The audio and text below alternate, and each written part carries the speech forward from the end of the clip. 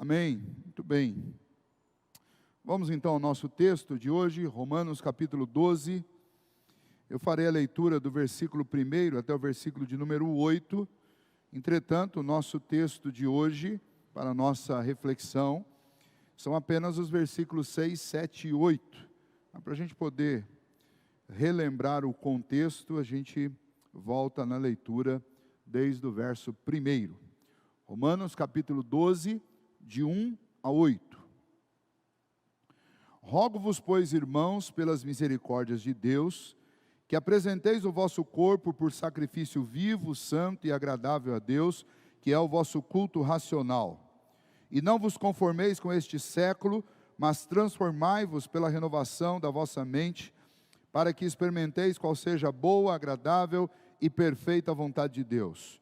Porque pela graça que me foi dada, digo a cada um dentre vós, que não pense de si mesmo além do que convém, antes pense com moderação, segundo a medida da fé que Deus repartiu a cada um. Porque assim como num só corpo temos muitos membros, mas nem todos os membros têm a mesma função, assim também nós, conquanto muitos, somos um só corpo em Cristo e membros uns dos outros. Tendo, porém, diferentes dons segundo a graça que nos foi dada. Se profecia, seja segundo a proporção da fé. Se ministério, dediquemo-nos ao ministério. Ou o que ensina, esmere-se no fazê-lo. Ou o que exorta, faça-o com dedicação. O que contribui, com liberalidade. O que preside, com diligência. Quem exerce misericórdia, com alegria.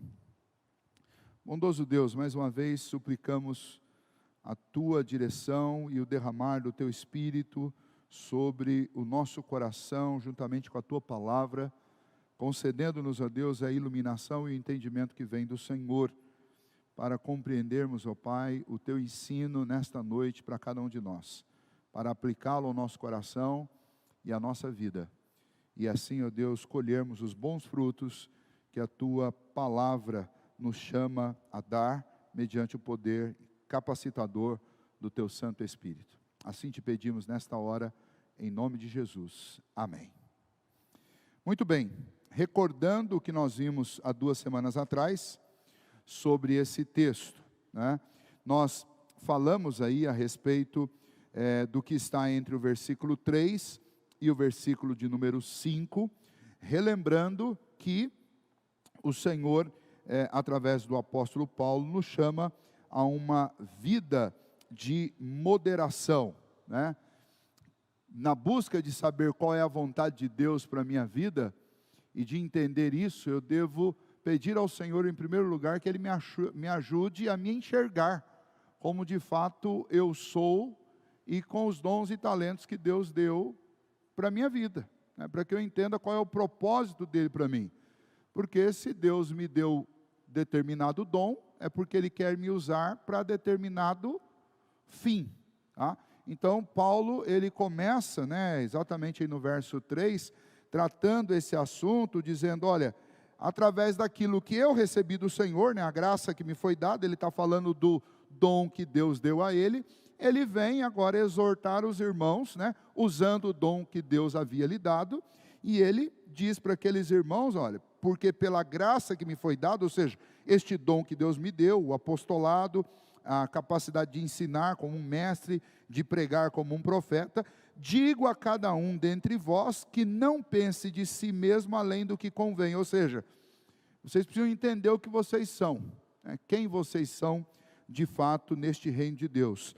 Antes pense com moderação, segundo a medida da fé que Deus repartiu a cada um, né? Então ele está falando, olha, Deus os chamou, né, para o seu reino, Deus os regenerou, Deus distribuiu dons a vocês, mas é necessário que vocês façam, né, esse exercício de pensar o que Deus realmente idealizou para você, o que você é, o que o Espírito Santo está fazendo da sua vida neste reino de Deus.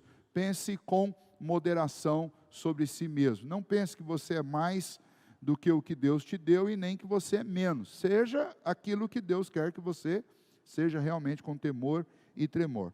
E aí, ele passa a partir do verso 4 a fazer uma analogia da igreja com o corpo, e é interessante que ao fazer essa analogia, ele vai, terminando o versículo 3, quando ele nos chama a pensar, cada um de acordo com aquilo que Deus concedeu a cada um de nós, com moderação, segundo a medida da fé que cada um recebeu. Ele diz, na igreja Deus deu muitos dons, né? A igreja é como um corpo, e como todo corpo existem muitos membros. Nós somos um só corpo, veja como ele enfatiza, nós somos um único corpo, mas com muitos membros, né? Então existem dois aspectos da igreja. O aspecto da igreja ser um órgão vivo, único, o corpo, né? Mas este órgão é composto de muitos membros, então tem unidade e tem diversidade. Em aspecto, no que diz respeito à nossa união, Deus nos fez um só corpo. No que diz respeito aos dons que Ele distribuiu a nós, Ele nos fez muitos membros, e é essa analogia que Paulo faz com o corpo. E aí, imediatamente, ele passa a falar então sobre os dons espirituais, que nós introduzimos aqui há 2 semanas atrás, e ele nos insta, nos estimula a utilizar os dons da melhor maneira possível, os dons que Deus distribuiu a cada um de nós, esses diferentes dons que Deus deu para cada pessoa dentro da igreja, sempre lembrando de não pensar de si mesmo além do que convém, mas entendendo qual é o seu lugar neste reino, qual é o seu dom, e pedindo o auxílio do Espírito Santo para que você use com excelência esse dom e use-o da melhor maneira possível. E aí, então, Paulo cita uma lista de dons espirituais, e esta lista não é a única do Novo Testamento, mas ela é uma das 5 listas que aparecem no Novo Testamento, que nós vamos ler cada uma delas hoje, e aí nós vamos tentar responder algumas perguntas que brotam no texto para nós. Primeiro, o que é um dom? Qual que é o conceito de dom que Paulo está nos apresentando aqui, que nós encontramos especialmente no Novo Testamento? Segunda pergunta que nós vamos tentar responder é por que estas listas de dons que aparecem, que eu citei para vocês, que são 5, elas são diferentes.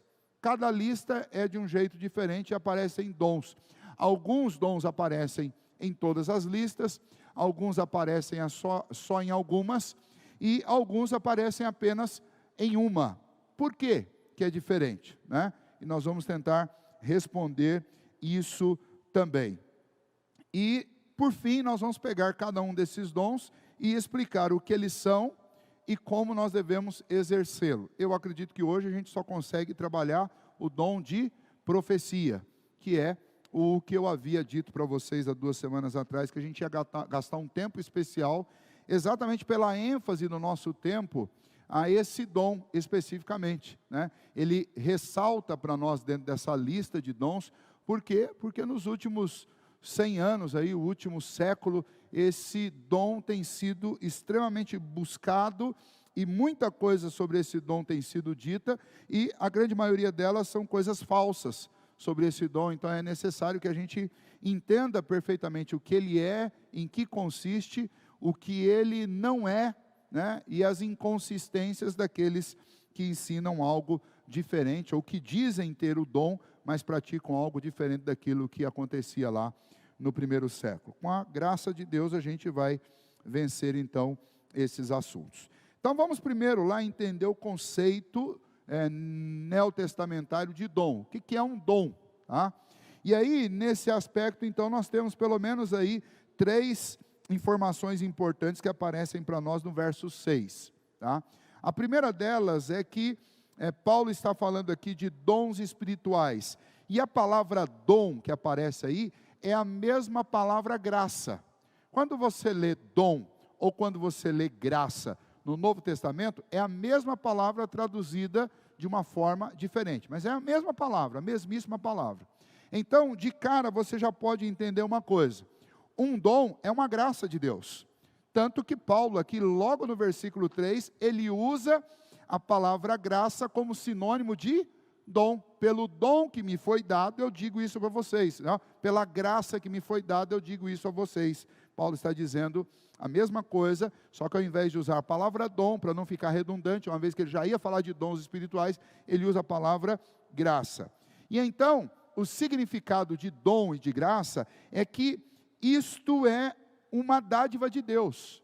Assim como a graça salvadora, ela é um presente de Deus a nós, nós não pagamos por isso, nós recebemos de Cristo Jesus, porque Ele nos oferta esta salvação graciosa, que para Ele custou um preço altíssimo. Assim também os dons espirituais são dádivas de Deus. Deus não nos cobra, eles não podem ser comprados, eles não podem ser conquistados, eles não podem ser fruídos, eles são dádivas de Deus para nós. Quando nós pensamos em dons espirituais, nós não estamos falando de algo que seja resultado de mérito, né? Então eu fui muito bonzinho, eu cumpri vários mandamentos, esse ano eu não faltei no culto, esse ano eu não faltei no estudo bíblico, então Deus vai lá e me presenteia com um dom. Não é assim. E a ideia, essa ideia de dons, especialmente aí no texto do capítulo 12, verso 3, Paulo usa para ilustrar isso, a linguagem que era a linguagem da celebração que os generais faziam quando eles voltavam, né? Quando eles voltavam de uma campanha militar, de uma batalha, e eles traziam consigo os despojos, que eram os prêmios, né, da sua vitória, né, da sua conquista, e traziam também amarrados os conquistados, né? E aí quando eles entravam na cidade, esse general vitorioso, ele distribuía presentes que foram conquistados na sua batalha. Em contrapartida, o povo jogava pétalas de rosa, lançavam odores sobre eles, bons perfumes, e sobre a turma que era vencida, eles jogavam lá, né, ovo, pedra, o que tivesse na mão, camiseta do Palmeiras, eles jogavam lá sobre o pessoal. Era um jeito lá de, como poderia dizer, era um jeito de enobrecer, né, reconhecer o feito do vencedor e também de castigar o vencido. Então, era assim que acontecia. E Paulo usa essa linguagem, ele usa essa figura para dizer que quando o Senhor Jesus venceu, ele distribuiu dons aos homens, presentes aos homens. Então, juntamente com a nossa salvação, por meio da obra de Cristo Jesus, ele nos dá, pela conversão, ele nos dá a salvação, né, que produz essa conversão de vida, e juntamente com a conversão ele nos dá presentes, ele nos dá dons que são resultado desta obra salvadora dele e graciosa, e junto com essa obra, pelas suas dádivas benditas, ele nos fornece ferramentas, né? É uma outra maneira também de descrever o que são esses dons espirituais. São ferramentas, habilidades espirituais que Deus concede à sua igreja, concede ao seu povo. É Deus quem as distribui. Não posso chegar aqui, né, fazer uma fila, falar assim: olha, irmãos, hoje vai ser a noite dos dons, Deus vai distribuir dons, faça uma fila aqui, olha, quem quiser ser profeta, fica aqui na minha esquerda, quem quiser ser mestre, fica aqui à minha direita, quem quiser presidir, fica aqui ao centro, quem quiser o dom da misericórdia, fica aqui mais do... Eu não posso fazer isso, porque não é pastor, não é igreja, tá, que distribui dons aos homens, mas eles são dádivas que Deus nos confere por sua misericórdia.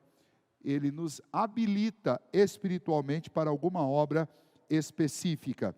É interessante a maneira como Paulo coloca isso lá em Efésios, que é uma outra lista que eu já vou aproveitar esse momento para fazer essa leitura.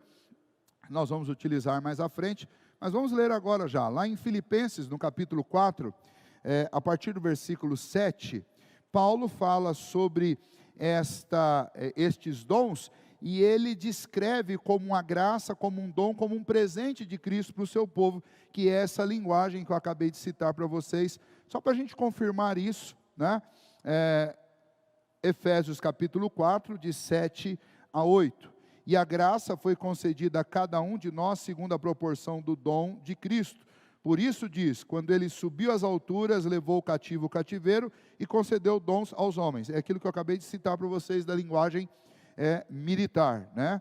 Então, ele leva cativo o cativeiro e distribui dons aos homens. Na continuação, verso 9 a seguir, ele diz, ora, que quer dizer subir, senão que também havia descido até as regiões inferiores da terra? Aquele que desceu é também o mesmo que subiu acima de todos os céus, para encher todas as coisas. E ele mesmo concedeu uns para apóstolos, outros para profetas, outros para evangelistas, e outros para pastores e mestres, com vista ao aperfeiçoamento dos santos, para o desempenho do seu serviço, para a edificação do corpo de Cristo, até que todos cheguemos à unidade da fé e do pleno conhecimento do Filho de Deus, à perfeita varonilidade, à medida da estatura da plenitude de Cristo, para que não mais sejamos como meninos, agitados de um lado para o outro, e levados ao redor por todo o vento de doutrina, pela artimanha dos homens, pela astúcia com que induzem ao erro. Mas, seguindo a verdade em amor, cresçamos em tudo naquele que é a cabeça, Cristo, de quem todo o corpo, bem ajustado e consolidado pelo auxílio de toda a junta, segundo a justa cooperação de cada parte, efetua o seu próprio aumento para a edificação de si mesmo em amor. Ou seja, tudo que a gente lê nesse texto tem a ver com dons espirituais que Deus dá, são dádivas de Deus, para a igreja, para o exercício do seu aperfeiçoamento. Então, são as habilidades espirituais dadas graciosamente por Deus, um presente de Cristo para o seu povo, para que eles possam desfrutar desta vida nova que temos em Cristo Jesus e possam ser dia a dia aperfeiçoados no corpo. Então, em resumo, dons espirituais são esses presentes de Deus dados à igreja, distribuídos de forma diversa entre os membros, para mútua cooperação e para crescimento do corpo de Cristo, para que a gente atinja esta varonilidade, como Paulo diz aqui, essa perfeita varonilidade, que é a estatura de um homem perfeito. Segundo ponto aqui, tentando entender esse assunto do que é dom, né? No verso 6 ainda, Paulo fala de dons segundo a graça. Veja ainda lá o verso 6, né? Tendo, porém, diferentes dons segundo a graça que nos foi dada. A questão aí é, quando é que eu recebo o dom? Eu recebo o dom no momento da minha conversão.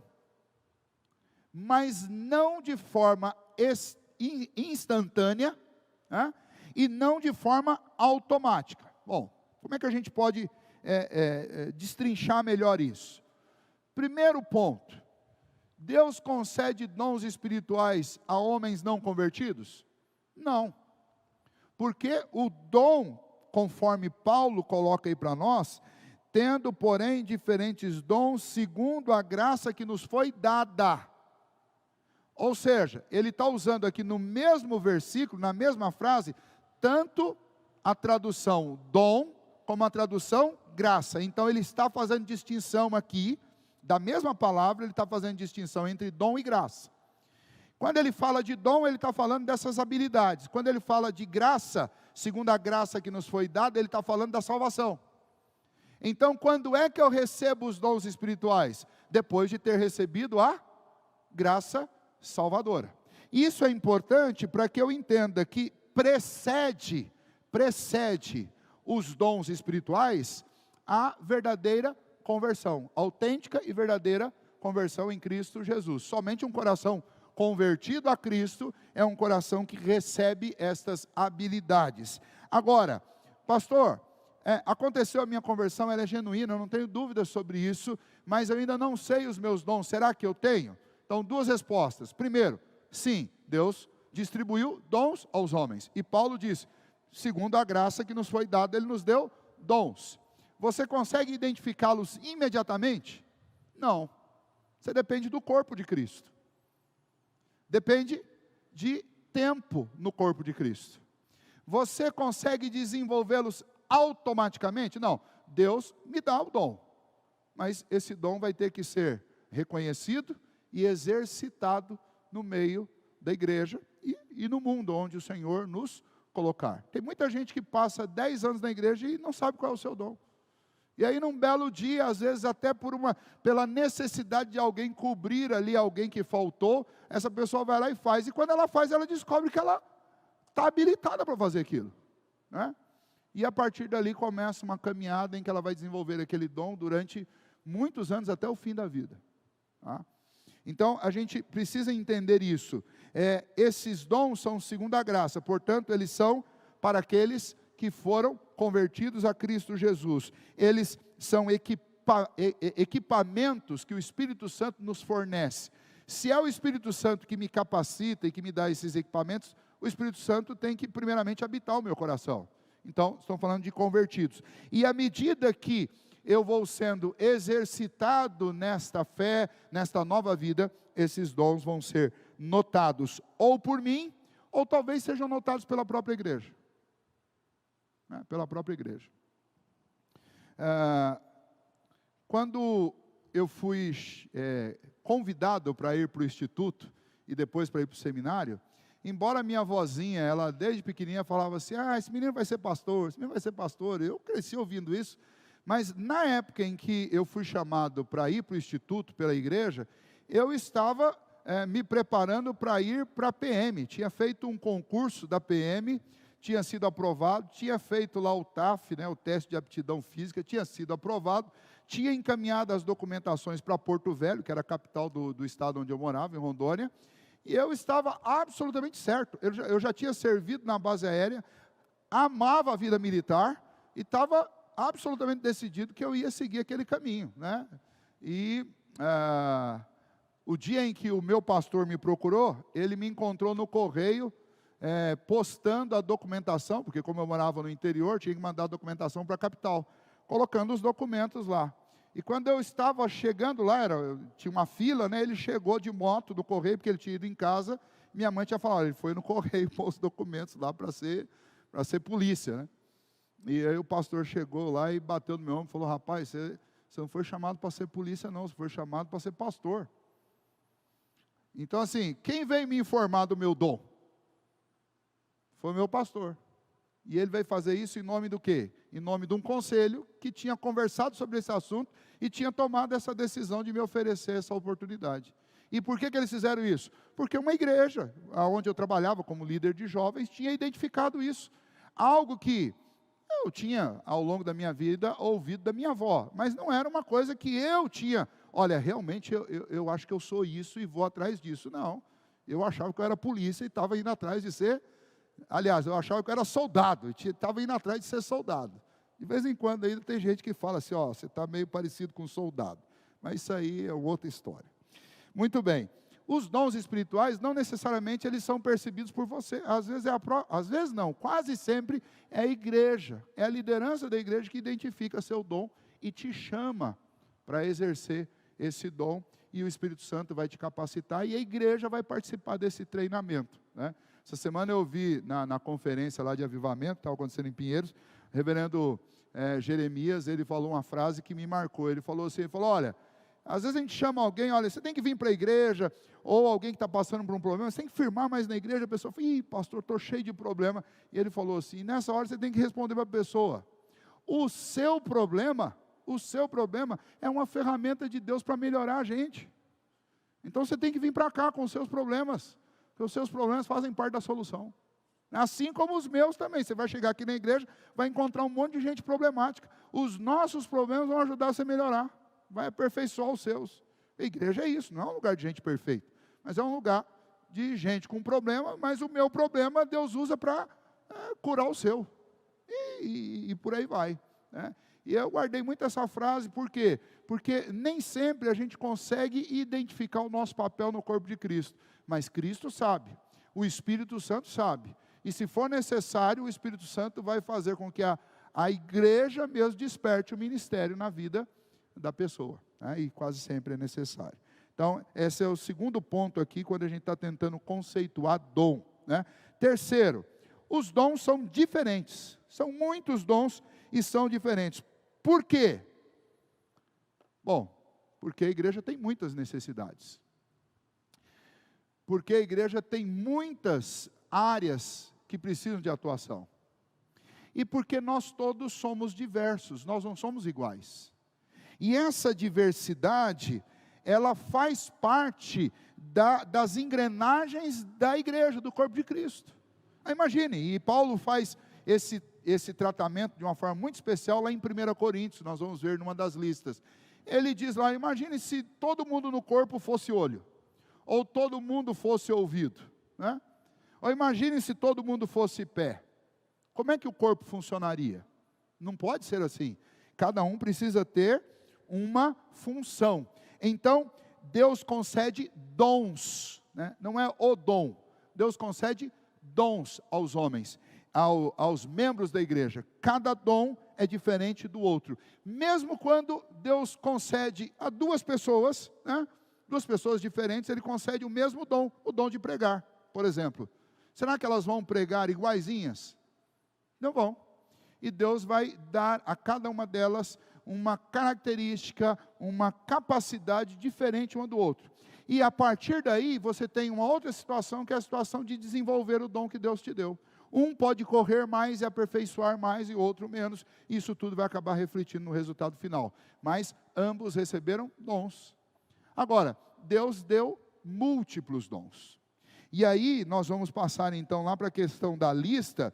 Quando nós observarmos este segundo ponto nosso, nós vamos ver que essas listas são diferentes, mas elas não cobrem todos os dons, por exemplo, que nós encontramos distribuídos na igreja de hoje, do século 21. Tá?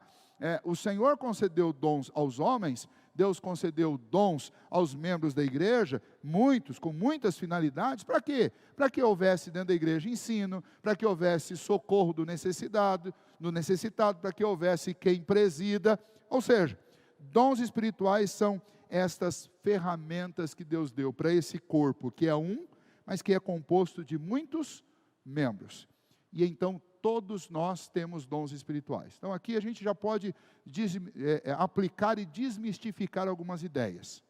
É comum ouvir na vida da igreja frases do tipo, eu não tenho nenhum dom não, mas tem que procurar aqueles irmãos lá, tem que pôr lá para fazer uma coisa. Quem tem dom? Deus deu um monte de dom para o fulano lá. Meu dom é ficar aqui no banco quietinho e não atrapalhar ninguém. Só de não atrapalhar eu já estou fazendo muita coisa.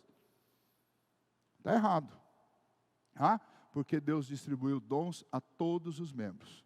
Segunda questão, quando a igreja, especialmente a liderança, tenta de alguma maneira impedir que uma ou outra pessoa exerça algum tipo de dom que Deus deu para a pessoa.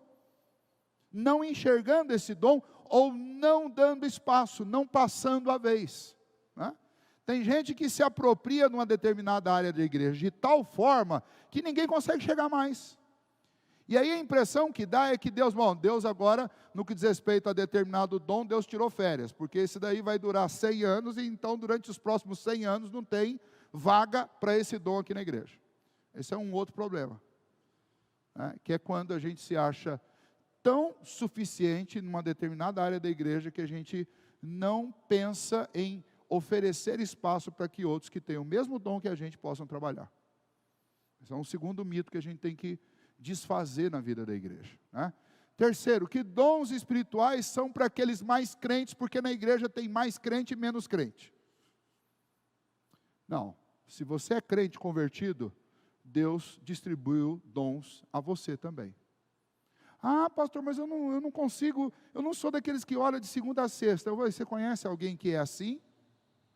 Ou você conhece muita gente que diz que é assim? Porque quanto a dever, é dever nosso orar em todo o tempo. A palavra de Deus diz orar sem cessar.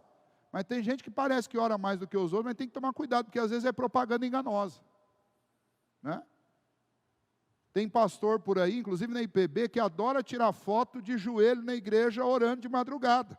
Para quê? Qual a finalidade de colocar isso lá no Instagram?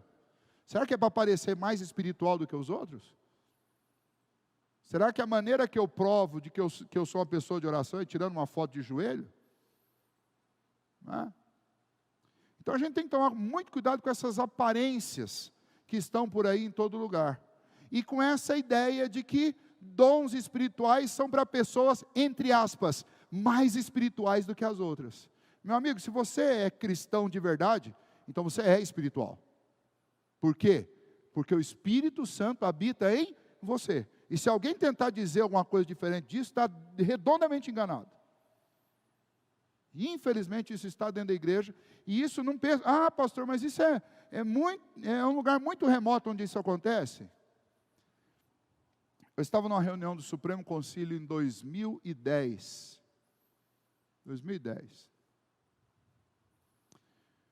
E próximo ao quarto onde eu estava hospedado, no Espírito Santo, né, numa praia lá, Formosa, não é Formosa, eu esqueci o nome do lugar, mas é lá no Espírito Santo, né, num Sesc muito grande que tem lá. Estava hospedado num quarto e lá pelas 3 da manhã, ouvi lá umas orações, né? Ouvi. E aí, falei, será que está tendo culto, né? Tinha um colega de quarto, eu falei, está tendo culto? Ele falou, não está tendo nada, não. Acho que alguém resolveu fazer a reunião de oração aí. Ótimo, beleza, bênção, né? Então, no outro dia cedo, aí tinha uns colegas na mesa falando sobre isso, na reunião de oração e tal. E aí alguém perguntou, né? Vocês fizeram reunião de oração de noite? Por que não chamou a gente?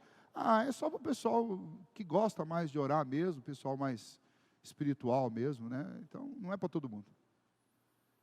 Aí eu fiquei olhando aquela cena e ouvindo aquilo lá, e falei, poxa vida, eu estou no Supremo Concílio, numa reunião de pastores e presbíteros da IPB, e aqui dentro tem gente que acredita que realmente você tem dentro da igreja essas classes, né?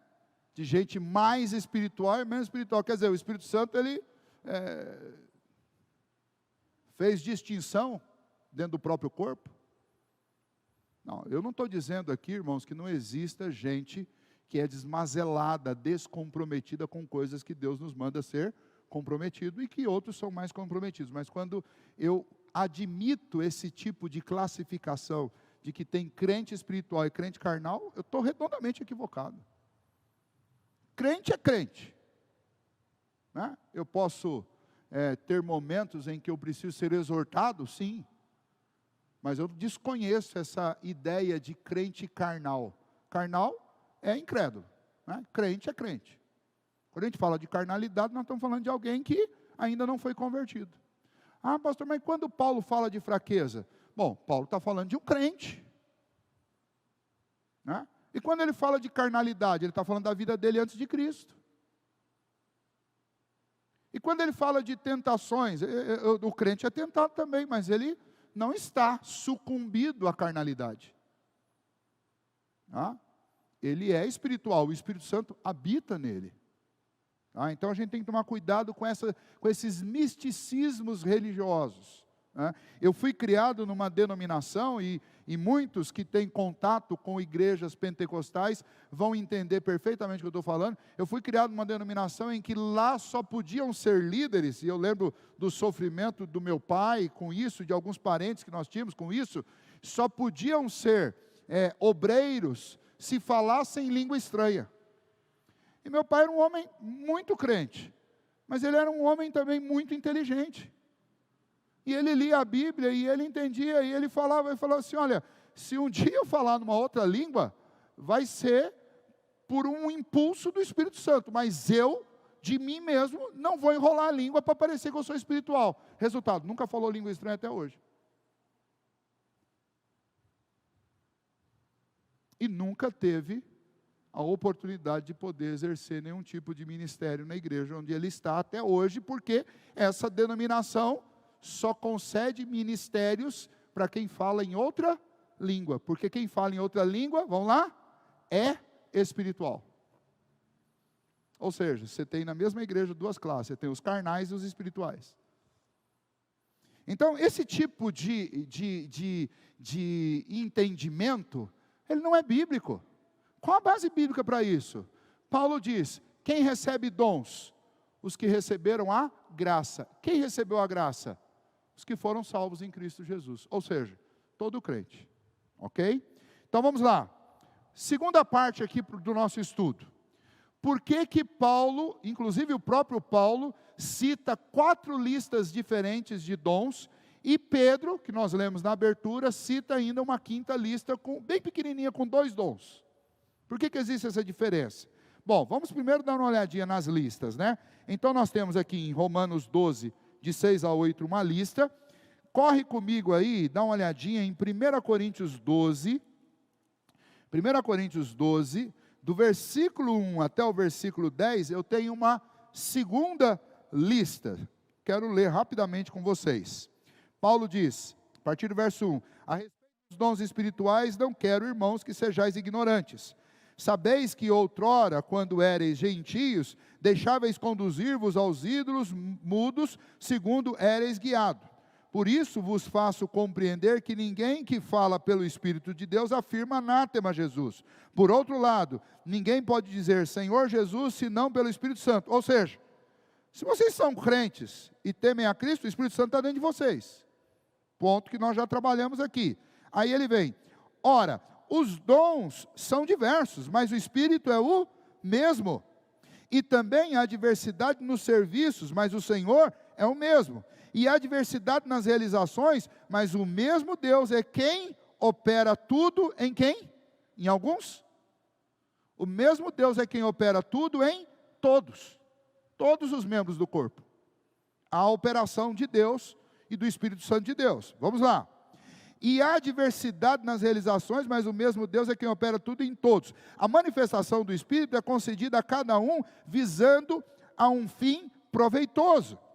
Porque a um é dada, mediante o Espírito, a palavra de sabedoria, a outro, então veja aqui, palavra de sabedoria, primeiro dom que ele cita aqui, a outro, segundo o mesmo Espírito, palavra de conhecimento, é a ideia de ensino, de ser mestre, a outro, no mesmo Espírito, a fé, e a outro, no mesmo Espírito, dons de curar, e a outro, operação de milagres, e a outro, profecia, e a outro, discernimento espiritual, de espíritos, né? A um, variedade de línguas, e a outra, capacidade para interpretá-las, mas um só e o mesmo Espírito realiza todas estas coisas, distribuindo-as como lhe apraz a cada um individualmente. Ou seja, o Espírito distribui a cada um segundo lhe apraz. Vamos lá. Segunda lista está aí mesmo no capítulo 12, só que lá a partir do verso 28. Veja lá. A uns estabeleceu Deus na igreja, primeiro apóstolos, em segundo lugar profetas, em terceiro lugar mestres, depois operadores de milagres, depois dons de curar, socorro, governo, variedades de línguas. Porventura são todos apóstolos ou todos profetas? São todos mestres ou operadores de milagres? Têm todos dons de curar? Falam todos em outras línguas? Interpretam todos? Entretanto, procurai com zelo os melhores dons. E aqui ele faz uma classificação, né, de dons, colocando lá no início, na cabeça, no primeiro dom, o de apóstolo, que é algo que só podia ser comissionado pelo próprio Senhor Jesus. Bom, a quarta lista nós já lemos, que está lá em Efésios 4, a partir do verso 11, e a quinta lista nós já lemos também, que está lá em 1 Pedro, capítulo 4, versículo 11 também. Só por curiosidade, para a gente entender. Quando Paulo cita aqui em Romanos, né, ele vai citar aqui 7 dons, ele vai citar profecia, ministério, ensino, presidir, misericórdia, exortar e contribuir. Quando Paulo cita esses dons, veja, esses dons aparecem nas outras listas? Vamos lá. Profecia aparece aqui, aparece lá em 1 Coríntios, de 1 a 10, aparece lá em 1 Coríntios, a partir do verso 28, e aparece lá em Efésios, só não aparece em 1 Pedro. Quando nós pegamos, por exemplo, ministério só aparece aqui e lá em 1 Pedro. Quando nós pegamos, por exemplo, ensino aparece em todas as 5 listas, aparece o dom de ensino. O que mais? Presidir, né, governar, aparece lá em 1 Coríntios, de 1 a 10, como governar, é a mesma palavra para presidir. Dom de misericórdia, aparece lá em 1 Coríntios, de 1 a 10, como socorro, dom de socorro, de socorrer as pessoas, né? Exortar e contribuir, aparece apenas aqui em Romanos. E o que fica de fora dessa lista de Romanos? Fica de fora o dom de sabedoria, o dom de conhecimento, o dom da fé, o dom da operação de milagres, o dom de falar em outras línguas, o dom de interpretar estas novas línguas e o dom de discernimento de espíritos. Não aparece aqui. E aí a pergunta que a gente faz é, essas listas, elas então, quando eu somo tudo que aparece nelas, eu tenho uma lista completa de todos os dons? Não. E o motivo é exatamente o fato de eu ter 5 listas diferentes. Cada uma dessas listas foi escrita para um contexto de uma igreja. E no caso da de 1 Coríntios, você tem 2 listas para uma mesma igreja. Então isso significa que estas listas de dons do Novo Testamento, primeiro, elas não são exaustivas, é por isso que elas são diferentes. Porque nenhuma delas foi escrita com o propósito de ser uma lista completa de todos os dons. Mas e o Novo Testamento foi escrito então com a intenção de dar, na somatória das 5, uma lista completa? Não, porque as 5 listas não dão todos os dons que surgem na vida de uma igreja. Um exemplo, com o passar do tempo, as igrejas que já são diferentes no mesmo tempo, e portanto você precisa de dons diferentes e igrejas diferentes, mas com o passar do tempo, as igrejas vão ficando ainda mais diferentes. E à medida que as igrejas vão mudando, vão se tornando igrejas ainda mais diferentes, outros dons começam a ser necessários para a vida da igreja. Vamos dar um exemplo disso? Bom, em tempos de pandemia, nós precisamos de pessoas que tivessem dons muito específicos de trabalhar nessa área digital. Né? E aí você pensa assim, bom, então nós tivemos que contratar gente que faz isso há anos. Não, foram irmãos da igreja, no nosso caso aqui, adolescente, que da noite para o dia aprendeu como fazer. Durante a pandemia, alguns dons ainda foram chamados, né, por uma questão de necessidade, para serem mais praticados por todos nós, como o dom da generosidade. E tem muita gente que nunca tinha sentido o privilégio de praticar generosidade, no meio da pandemia descobriu o que é isso, e nunca mais vai parar de fazer.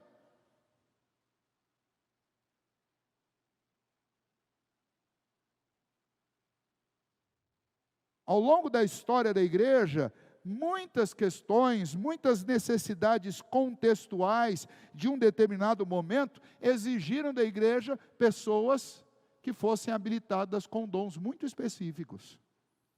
Durante todo o período da Idade Medieval, a Bíblia quase que em todo o período medieval esteve no latim. Esteve no latim. E é no final da Idade Média, quando começa o período iluminismo, que Deus levanta homens, e estes homens são dotados de uma forma muito especial por Deus para fazer o quê? Para fazer tradução da Bíblia. John Huss, o Wycliffe, o próprio Lutero, que faz uma tradução na base da lamparina, da Bíblia para o alemão vulgar, o alemão do povão, para que o povo pudesse ler, e é assim que começa a reforma.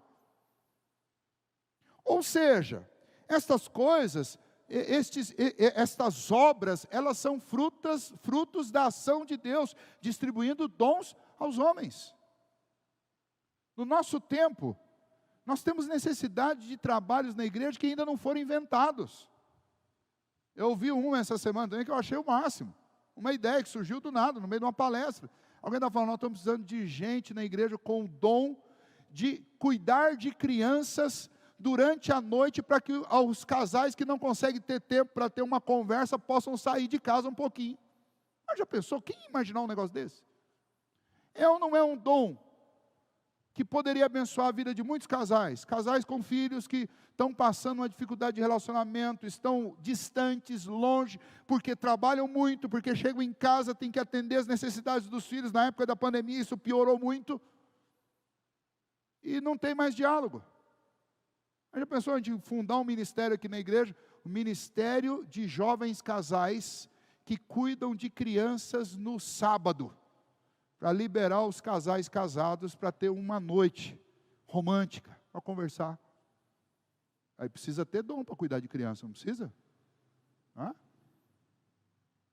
Então assim, os ministérios na igreja e os dons, eles são extremamente dinâmicos. E o Espírito Santo é o mesmo Espírito que distribui esses dons aos homens. E esses dons, nenhuma lista dessa no Novo Testamento é exaustivo, porque esses dons, eles vão sempre surgir e vão sempre existir novidades no que diz respeito aos dons. Por quê? Porque a igreja está vivendo em contextos diferentes, em épocas diferentes, e esses dons vão ser necessários. Então assim, por que as listas são diferentes? Por quê?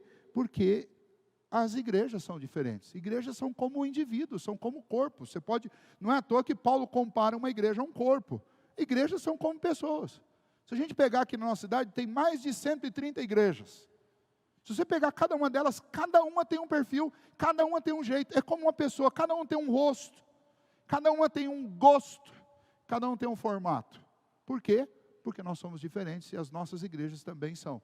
Cada uma tem uma demanda de dons espirituais diferentes. Sigamos. Terceira pergunta que nós temos que responder ao olhar para este texto. E agora sim, pensando em cada dom, e especificamente aqui no primeiro da lista, o dom de profecia. Bom, Paulo cita então lá no verso 6, tendo porém diferentes dons, segundo a graça que nos foi dada, se profecia, seja segundo a proporção da fé. Então, o que é esse dom de profecia e como ele foi exercido no Novo Testamento e ao longo da história da igreja? Bom, lá no Novo Testamento, esse dom era o dom que uma pessoa tinha de entregar uma mensagem de Deus para a igreja onde ele congregava.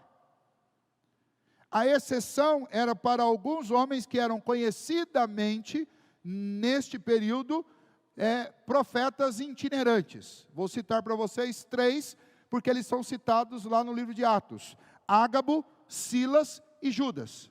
Esses 3 eram mensageiros de Deus itinerantes. Deus os mandava em igrejas diferentes e eles levavam a mensagem de Deus para aquela igreja. Mas normalmente a figura do profeta, e você pode ver pelas listas, fazia parte ali da igreja, da situação local. Eram profetas de Deus ali, homens que Deus usava para entregar uma mensagem para a igreja. Eles falavam em nome de Deus para a sua igreja local. E aí a pergunta é, mas como é que isso acontecia? Como é que funcionava isso? O que eles falavam? Bom, para responder isso, é mais fácil a gente começar pelo que eles não faziam e pelo que eles não falavam. É mais fácil a gente começar por aí. Bom, vamos lá. Primeiramente, o que o profeta não fazia? Primeiro, o profeta não fazia predição quanto à salvação. E aqui a primeira diferença do profetismo do Novo Testamento e o profetismo do Antigo Testamento. No Antigo Testamento, Deus levantava o profeta para dizer como que Deus ia salvar o povo.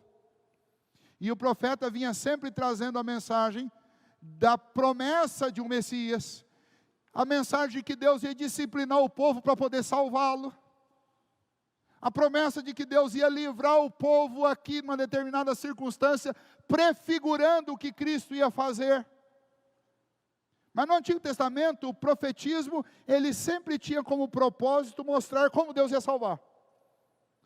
O Novo Testamento acontece exatamente o contrário.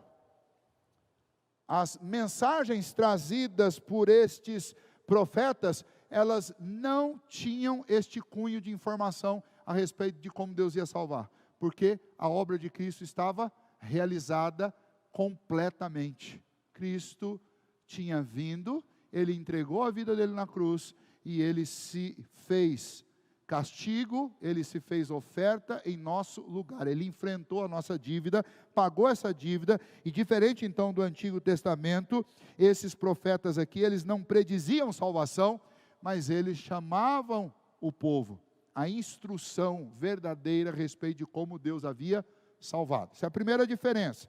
Segundo, o que os profetas não faziam? Eles não traziam revelação direta e individual para as pessoas. O que seria revelação direta e individual? Seria eu me dirigir ao irmão: João, aqui é o Senhor, teu Deus, que fala com você. Você vai morrer essa semana. Como o profeta chegava para reis, como chegou para o rei Ezequias, para dizer: olha, Deus mandou dizer um negócio para você, você vai morrer. Você não encontra uma única passagem no Novo Testamento de que um profeta tenha feito isso. Aliás, nós não encontramos no Novo Testamento o conteúdo do que esses profetas diziam na maioria das igrejas. Os poucos casos que nós temos, eles comprovam isso, que eles não traziam esse tipo de mensagem a respeito de salvação, eles não traziam mensagens individuais para pessoas da igreja para falar uma mensagem específica de um indivíduo. Os profetas, eles não faziam isso. Os profetas também não identificavam pecados e doenças de pessoas. Olha, eu estou vendo aqui, Deus está me mostrando, que aquele irmão que está lá com a camisa azul lá atrás, ele está em pecado. E você tem que confessar o seu pecado aqui agora, porque senão você vai ser fulminado. Ou Deus está me mostrando que tem alguém aqui com um problema na coluna muito sério, que Deus vai curar hoje. Como esses profetas que tem por aí fazem o tempo inteiro. Bom, você não encontra isso no Novo Testamento. Você não tem um exemplo de um profeta fazendo algo dessa maneira. Então, por que eu não tenho um exemplo? Por que eu não tenho citação disso no Novo Testamento? Porque simplesmente isso não acontecia. Então, quando você vê profetismo no século 21, desse modelo, anunciando como Deus vai salvar o indivíduo, uma vez que é absolutamente absurdo, porque Cristo já fez essa obra lá no passado. Ou quando um profeta vem querer entregar uma mensagem específica para fulano ou para Beltrano, ou quando o profeta vem querer identificar gente com pecado, ou gente com doença na igreja, isso não é bíblico, isso não tem nada a ver com o profetismo bíblico. O profetismo bíblico não é isso. Pastor, como é que eu sei que não é isso? Sabe como nós podemos saber que o profetismo não fazia isso? Analisando o que a Bíblia diz sobre o que os profetas faziam. E aí a gente tem texto para isso. Então vamos lá, vamos dar uma olhadinha. O que os profetas faziam, o que os profetas falavam? Bom, você tem no Novo Testamento, então, alguns textos que nos mostram isso. Um exemplo, vamos lá, livro de Atos, capítulo 15. Atos, capítulo 15, de 30 a 32. Atos 15, de 30 a 32. Perdão, Atos 15, de 30 a 32. O texto diz: os que foram enviados desceram logo para Antioquia e, tendo reunido a comunidade, entregaram a epístola. O que é a epístola aqui? A epístola aqui era a mensagem, era a decisão do concílio, era a mensagem de Deus para o povo. Quem é que entrega essa mensagem? 2 profetas itinerantes. Quem são eles? Judas e Silas. Veja o verso 31. Quando a leram, sobremaneira se alegraram pelo conforto recebido. Judas e Silas, que eram também, o que está escrito aí? Judas e Silas, que eram também profetas. Judas e Silas, que eram também profetas, consolaram os irmãos com muitos conselhos e os fortaleceram. O que os profetas faziam na igreja naquele tempo?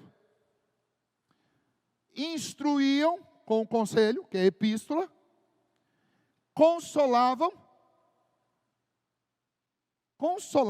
os irmãos e exortavam a igreja. Ou seja, não tinha nada de revelações absurdas, né? Mostrando coisas encobertas. O profetismo aqui é falar da parte de Deus, impulsionado pelo poder e autoridade do Espírito de Deus, de tal maneira que a igreja fosse edificada, instruída, aconselhada, exortada e aprendesse. É isso que a Bíblia ensina sobre o trabalho dos profetas no Novo Testamento. Vamos pegar um outro texto para confirmar isso?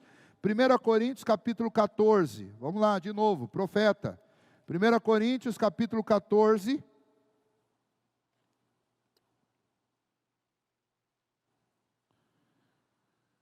A partir do versículo 1, vamos até o 2, depois vamos ler o 3 e depois o 31 e a seguir. Vamos lá, primeiro, verso 1 e 2. Segui o amor e procurai com zelo os dons espirituais, mas principalmente que profetizeis. Olha que conselho que Paulo está dando. Que profetizeis. Verso 2. Pois quem fala em outra língua não fala aos homens, senão a Deus, visto que ninguém o entende, e em espírito fala mistério.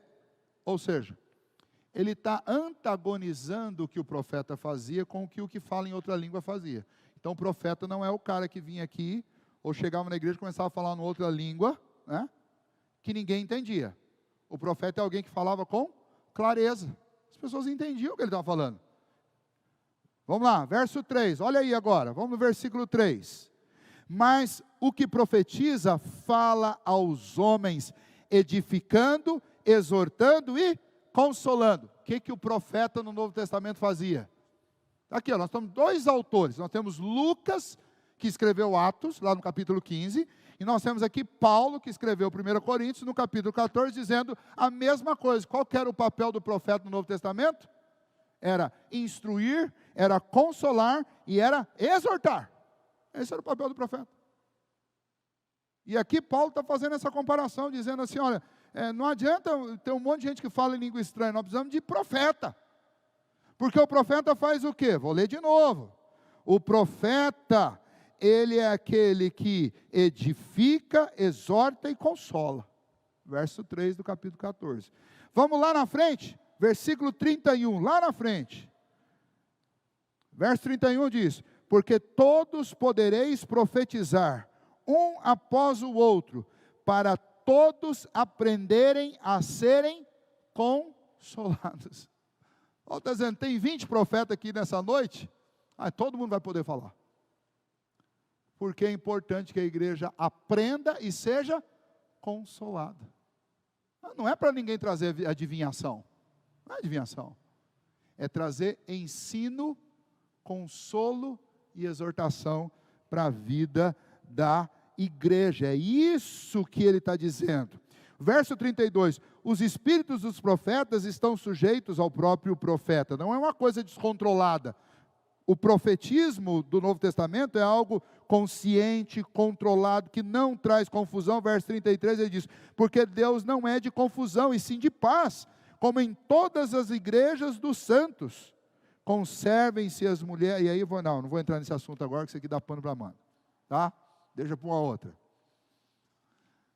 O ponto para nós aqui é o que é profetismo no Novo Testamento.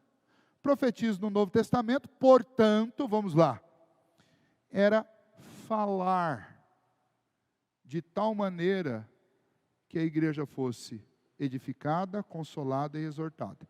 Lembra que eu não tenho o Novo Testamento escrito.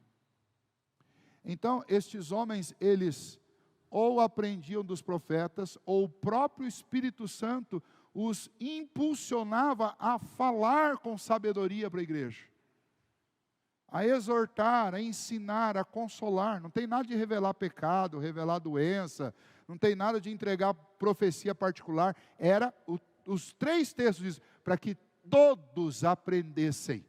Então, não era algo direcionado para uma pessoa. Bom, nesse sentido, você vai ouvir e pode se fazer a seguinte pergunta, mas pastor, então qual a diferença do profeta para o mestre? Né? Porque o mestre também, ele tem essa função de edificar, de ensinar. Né? Basicamente a mesma função do profeta. Né? Qual a diferença entre um e o outro? Bom, basicamente a diferença é que o profeta, ele agia mediante impulso do Espírito. O Espírito Santo impulsionava-o a fazer isso. O mestre tem essa tarefa como uma tarefa ordinária. Ele trabalha de segunda a segunda, fazendo o quê? Lendo, se aprofundando, estudando, se preparando. Eu gosto muito de uma colocação que o reverendo Augusto ele faz sobre essa comparação entre o apóstolo, entre o profeta e o mestre. Ele diz o seguinte, falando dele mesmo, né? Por isso que é bom usar o exemplo dele, porque daí ele fala dele mesmo. Ele fala assim, olha, como mestre, porque Deus me deu esse dom, eu pego um texto e estudo o texto a semana toda. E me preparo. Isso é o trabalho de mestre. Mas quando eu chego diante da igreja para expor, eu oro lá atrás da minha sala e peço para o Senhor, falo, ó, Senhor, agora tem que ser o profeta. O trabalho do mestre eu já fiz, que é ler, interpretar, prever o que as pessoas vão pensar, o que elas vão perguntar. Essa tarefa a gente faz no gabinete. Mas quando chega na hora de pregar, aí nós precisamos do Senhor, agora nós precisamos do dom do Espírito. O dom de profecia. O dom de mestre também é um dom do Espírito, mas é o dom de mestre. Agora eu preciso do dom de profeta. Preciso da autoridade do Senhor para exortar, para consolar, para ensinar, para trazer para cá aquilo que eu fiz como mestre. Percebe então a diferença de profeta e de mestre? O mestre é aquele que está mais envolvido no preparo ordinário dessas coisas. E o profeta é aquele que entrega esta mensagem. Mas ambos estão correndo atrás de educar, de edificar, de consolar e de exortar a igreja. Bom, vamos lá. Dentro desse dom, aí aparecem outras questões para nós. Paulo diz, vencida essa primeira etapa, Paulo diz que aquele que se profecia, seja segundo a proporção da fé. Bom, vamos lá. Então, primeiramente eu entendi o que é o dom de profecia no Novo Testamento. Mas agora, o que Paulo quer dizer com se profecia seja segundo a fé? Será que tem profeta que não tem fé? Será que tem profeta que fede mais e profeta que fede menos? Bom, vamos lá. Se profecia segundo a fé. Aqui nesse texto, fé não é fé salvadora. Não é a fé em Cristo para a salvação. Aqui nesse texto também, fé não é poder. Olha, tem um profeta ali mais poderoso porque ele tem mais fé e um menos poderoso aqui porque ele tem menos fé. Não é sinônimo de poder. Fé aqui, como em muitos outros textos da Bíblia, é a crença do crente. É o nosso credo, é o conteúdo daquilo que nós cremos. Então, o que Paulo está dizendo aqui é a coisa crida. Paulo está dizendo, se profecia, essa profecia tem que ser compatível com a nossa fé. Tem que ser compatível com a fé que essa pessoa tem. Porque senão, existe aí um descompasso. Então, alguns textos aqui, só para a gente ver que é nesse contexto que a palavra fé é usada muitas vezes no Novo Testamento. Vamos ler. Epístola aí, que é muito pequenininha, a carta de Judas, é um capítulo só, o verso 3. Judas está lá, antes de Apocalipse. Judas, versículo 3. Veja o que está dito lá. Amados, quando empregava toda diligência em escrever-vos acerca da nossa comum salvação, foi que me senti obrigado a corresponder-me convosco, exortando-vos a batalhardes diligentemente pela fé que uma vez por todas foi entregue aos santos. Do que ele está falando? Batalhar diligentemente pela fé que de uma vez por todas foi entregue aos santos. Ele está falando de todo o conteúdo da nossa fé, de todo o conteúdo das nossas crenças. Está falando sobre as nossas doutrinas. Ele está falando sobre as revelações de Deus. Ele está falando sobre a Bíblia. Ele está falando sobre tudo que nós já aprendemos sobre a doutrina da aliança, sobre a doutrina do pecado, sobre a doutrina de Deus, sobre teologia. É disso que Judas está falando. E é o mesmo que Paulo está dizendo. Se profecia, seja de conformidade, seja proporcional, seja de acordo com a fé. Ou seja, o profeta, ele tem que ensinar, ele tem que consolar, ele tem que exortar de forma compatível o que ele já sabe. Então, ele nem pode negligenciar o que já foi recebido, o que já está entregue, que ele conhece.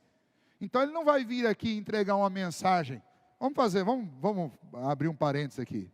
Aí tem os profetas no nosso tempo, que são os profetas da autoajuda. Mas foi formado numa boa escola de teologia. Mas ele se deixa seduzir por essa vaidade de vir à frente para falar aquilo que amacia, que é confortável ao ego de quem está no banco. O pessoal vai sair contente comigo se eu falar isso. E aí você começa, olha, vocês são especiais, vocês são isso, vocês são vencedores, vocês, essa semana, e começa a prometer um monte de coisa para as pessoas, a fim de dar uma levantada na moral das pessoas, que não necessariamente está na Escritura. E a pessoa, em vez de vir para ouvir a palavra de Deus, ser instruída, consolada, exortada, vem aqui para um momento de autoajuda, para uma palestra de autoajuda. Ou seja, nesse caso, o profeta ele está fazendo o quê? Ele não está profetizando segundo a fé que lhe foi dada, segundo a proporção da fé. Ele sabe a verdade, mas ele ensina não de acordo com a proporção da fé. Em outras palavras, se você olhar os outros dons dessa lista, você vai ver que Paulo está sempre exortando a pessoa que recebeu o dom a exercer de forma excelente o dom. Aqui não é diferente, na profecia é a mesma coisa. Paulo está dizendo, se o seu dom é profetizar, então que você profetize de acordo com a fé que você recebeu, com a doutrina que você conhece, com a teologia que você conhece, com o conhecimento que você tem das Escrituras. Não encubra as coisas dos santos. Ou seja, não deixe de oferecer uma explicação correta para os crentes, mesmo que isso custe você não ter, vamos dizer assim, o sorriso de todo mundo, o que muitas vezes a pregação faz, porque quando se prega sobre o pecado, as pessoas normalmente não gostam de ouvir, ok? Então, agora um outro texto, Gálatas 1, 23, Gálatas capítulo 1, versículo 23, para a gente encerrar esse ponto aqui.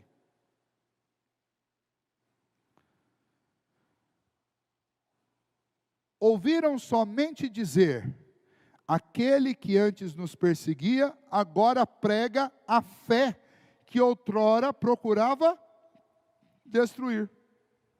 O que Paulo pregava? Lá em Romanos, ele escreveu a carta aos Romanos, falando assim, olha, eu quero falar a vocês sobre o Evangelho de Deus. Eu fui chamado para anunciar o Evangelho de Deus. O que Paulo pregava? Paulo pregava o Evangelho. Paulo pregava, como nós estamos lendo aqui, estudando a carta aos Romanos, ele pregava sobre como o pecado tocou toda a raça. Ele pregava como que um Deus justo salvou homens pecadores. Ele pregava como o Espírito Santo nos capacita a uma nova vida. É isso que Paulo pregava. E aqui, quando ele está escrevendo a Gálatas, ele está dizendo a respeito do testemunho dele. Olha, eu perseguia cristãos, mas agora eu prego aquilo que eu tentei destruir lá no passado. A fé que eu tentei destruir.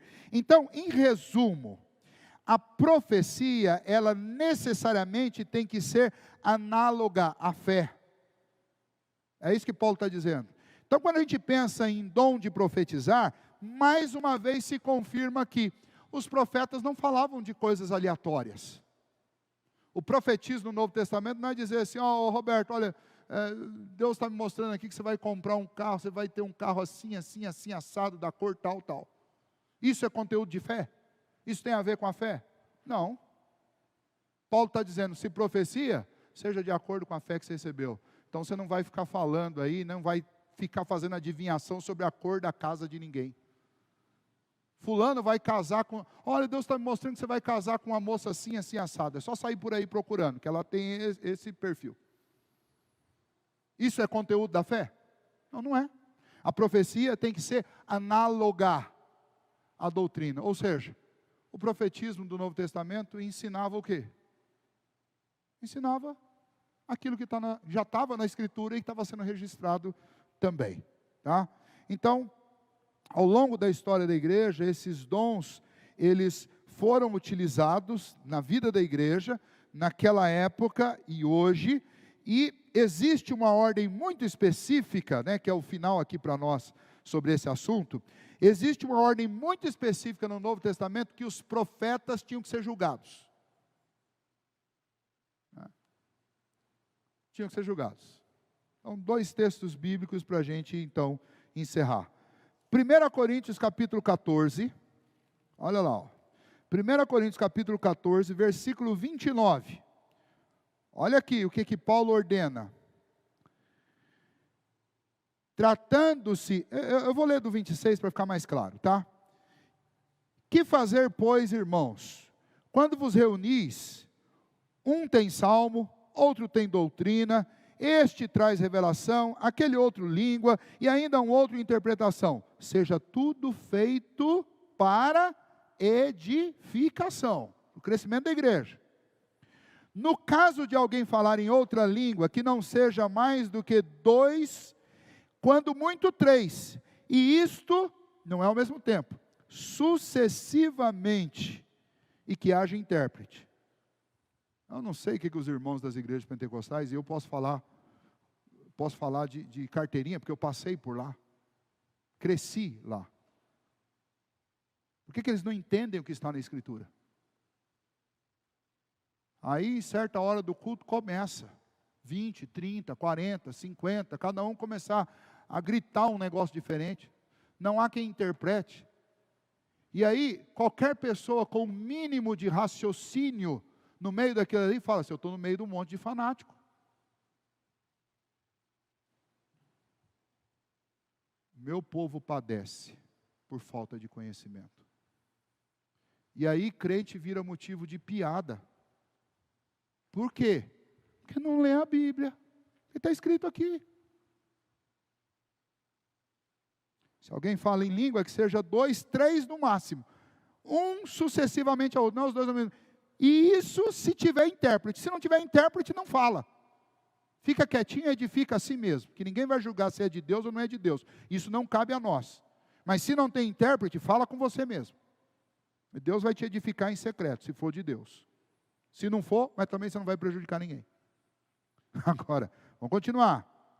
Mas não havendo intérprete, fique calado na igreja, falando consigo mesmo e com Deus. Verso 29. Tratando-se de profecia, vamos falar do dom de profecia. Tratando-se de profecia ou de profetas, falem apenas 2 ou 3, e os outros julguem. Opa! Qual que é a ordem? A ordem é o seguinte: profeta tem que ser julgado. Está falando para instrução, está falando para consolo, está falando para exortação. O que está falando é análogo ao conteúdo da fé, ou seja, tem a ver com o que nós aprendemos no Antigo Testamento, com o que nós aprendemos com Cristo, com o que nós aprendemos com os apóstolos. É análogo, continua. É válido. Não é análogo, anátema. Anátema, porque o próprio Senhor diz que se descer um anjo do céu e falar qualquer coisa diferente daquela que ele tinha ensinado, era para ser considerado anátema. Então, os profetas, como eles falavam em nome de Deus, eles tinham que ser julgados. Percebe a seriedade disso? Percebe o quanto no século 21 a gente não sabe nada sobre profeta? E tem gente, infelizmente, até de igreja presbiteriana, que fica correndo atrás de umas profetisas que tem espalhado por aí na cidade.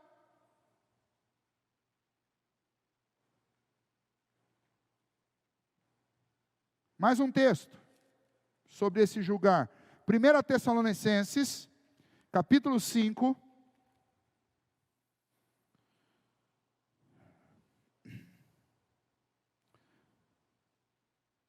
Recomendações de Paulo sobre essas questões da igreja. Verso 19. Não apagueis o espírito. Verso 20. Não desprezeis as profecias. Fazia parte da vida da igreja. Mas junto com o não desprezeis as profecias, vamos ler aí, leiam para mim, o que está escrito no verso 21? Julgai todas as coisas, retende o que é bom. Tem que julgar. Fala a língua estranha, vamos julgar. Tem que julgar se esse negócio é análogo à fé. Está entregando profecia? Vamos julgar se isso é análogo à fé. Pastor, aonde eu vou Quem são os profetas hoje? Tá? Eu tenho uma série de aplicações aqui, mas semana que vem a gente continua. Tá? Mas só para fechar isso aqui, quem são os profetas hoje? Ao longo da história da igreja, o dom de profecia, juntamente com o dom de mestre, passou a ser associado com a figura do pastor. Isso foi ratificado na Reforma Protestante. Quando Calvino, interpretando isso, ele diz que o ministério pastoral é o ministério desses dons. É que os pastores são os profetas do nosso tempo. São os mestres e profetas do nosso tempo. E que a matéria, a fé, está aqui, revelação completa de Deus. É a palavra de Deus. Ou seja, o assunto do profeta, a matéria do profeta é a Bíblia. Essa é a matéria-prima. E o profeta, ele é um intérprete da lei, e ele traz a mensagem de Deus a partir desta lei de Deus. Esse é o profeta. A nossa Constituição, a Constituição da Igreja Presbiteriana, ela identifica o pastor assim, como um mestre e como um profeta, intérprete da lei, mensageiro de Deus para a igreja. E uma das coisas mais terríveis que tem acontecido no nosso tempo, é que os pastores têm sido vistos como profissionais de púlpito. E os que não são profetas, mas são aventureiros, que ficam adivinhando coisas, são vistos hoje em dia como os profetas. Então, tem muita coisa para corrigir sobre esse assunto, irmãos. Muita coisa. E a gente precisa, biblicamente, e com temor e tremor a Deus, corrigir esses desvios. Como Paulo fala aos Tessalonicenses. Nem despreze os espíritos, então valorize as profecias, mas julgue-as também, e retenham o que é bom. Pode falar, Neuci, e a gente encerra com a sua fala.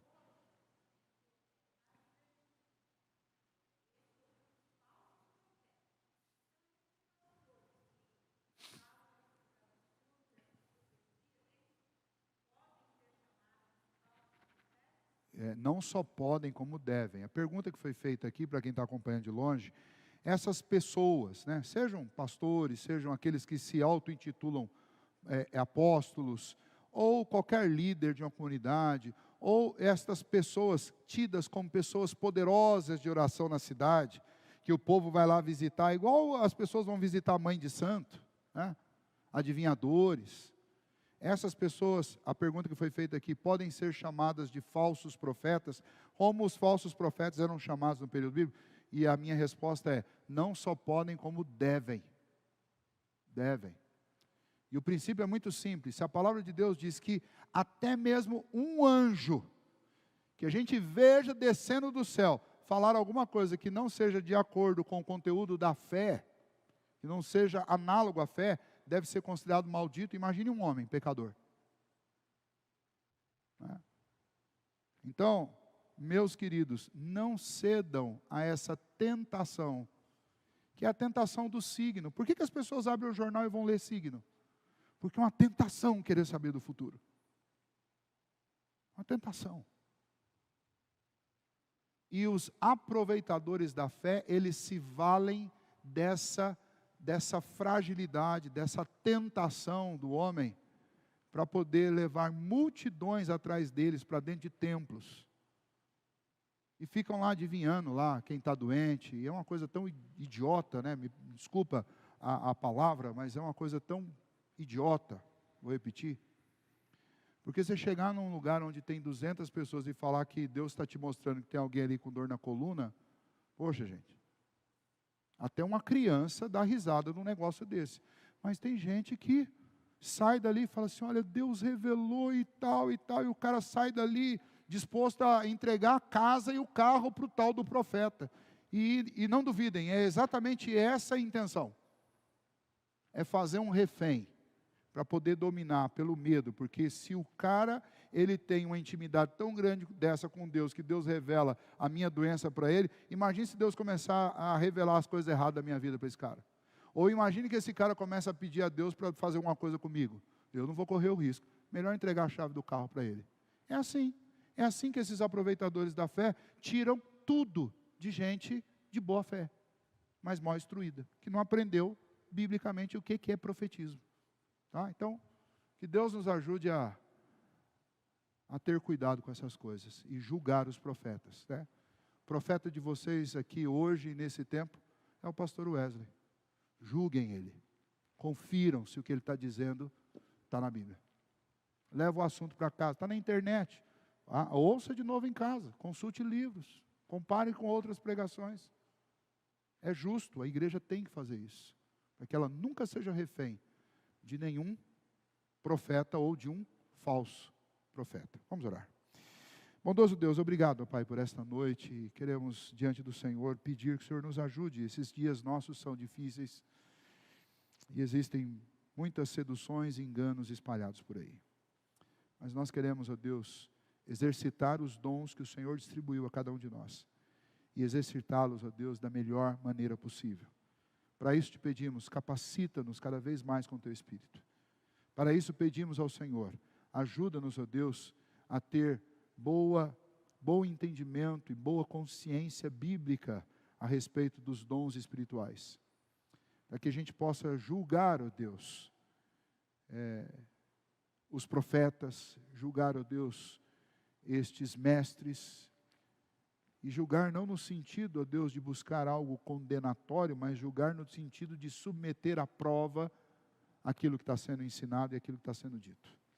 Pedimos isso, ó Deus, para que sejamos sempre conduzidos de acordo com a única regra de fé e prática que nós adotamos, que é a Tua Palavra. E que o Teu Espírito nos fortaleça, ó Deus, através da edificação, do consolo e da exortação pura, simples e poderosa, que vem pelo Teu Espírito, pela Tua Palavra e por esse dom bendito e abençoado que o Senhor concedeu à igreja, que é, ó Deus, o dom do profeta. Oramos a Ti, gratos ao Senhor pela Tua Palavra e rogando que o Senhor fique conosco e nos abençoe, em nome de Jesus. Amém.